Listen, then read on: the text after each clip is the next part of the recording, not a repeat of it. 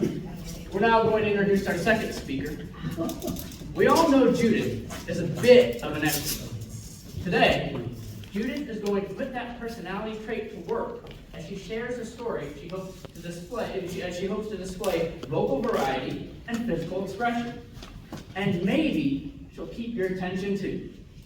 Welcome to the lectern, Toastmaster Judith Stein-Farrall with her speech, We'll See.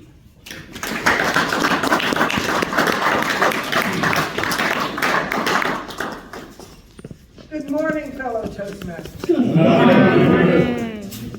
I got a good result, right? So today I'm going to tell you a parable, and a parable inside my parable. So I'm going to tell you some stories, and I hope they will invigorate you, but really I hope they will encourage you to think before you fight. Starting with a story of several years ago when I had a fight with my then 20-something-year-old son. And it was a fight. I was arguing with him about keeping a commitment, and it was getting loud. Now, my son was in his 20s, so technically he was an adult. He didn't need to do what I told him to do, although he was living in my house, so I suspect he did. And as I was looking at my notes about this argument, he and I were fighting about a job, and his keeping his commitment on this job, and he was saying to me, no, the other folks aren't doing their part. Why should I do my part? He was saying, I don't need to do, it just doesn't matter to me anymore. It just doesn't matter. And he was getting louder. And you all have that. Anyone that's been a kid has probably had that experience, worked with kids, you've had this experience where it's like, you're not listening to me. You're not hearing what I'm telling you. And I'm saying, yes, but I want you to consider how this affects you in your life going forward, and how this sets you up and establishes, first of all, models for others, and establishes good habits for your future. Because now what you don't know, or some of you don't know, is I have two children. I have a 27-year-old daughter, and my son is now 33, and he's high-functioning special needs. And it was really important for me to get him to not spend all his time in life behind a computer screen. And we were going at it that day. And it was building. It was just building.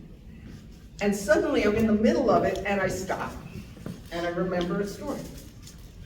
Now, at that time in my life, I was doing chaplaincy internship at a local hospital.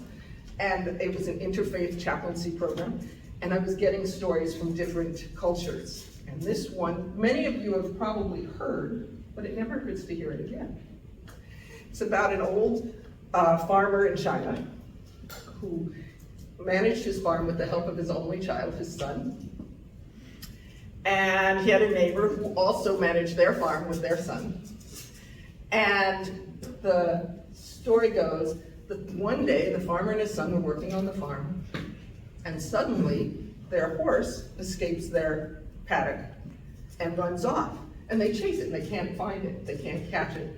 And they said, okay. And they get to work, and the neighbor comes running over, and they say, how horrible, so sad. Your horse ran away, and now the work is going to be so much harder for you to do.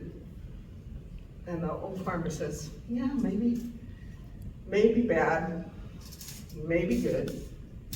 We'll see. The next day, the horse runs back, and he brings with him several wild horses. And the horses are tamed slowly by the child. And the neighbor comes running over, and they said, yay, how wonderful. Your horse brought these horses, now you'll have extra help on your farm.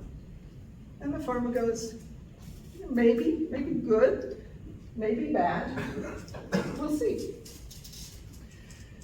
Then the next day, the farmer's kid is up on one of the horses trying to get it to work with him, falls off, breaks his leg. The farmer's neighbor comes running over. We'll call him Mrs. Kravitz. Those of you who remember the show. Right. Oh, how horrible, how sad. Now your son has broken his leg. You'll have to do twice the work. The farmer says, maybe sad, maybe bad, maybe good. We'll see.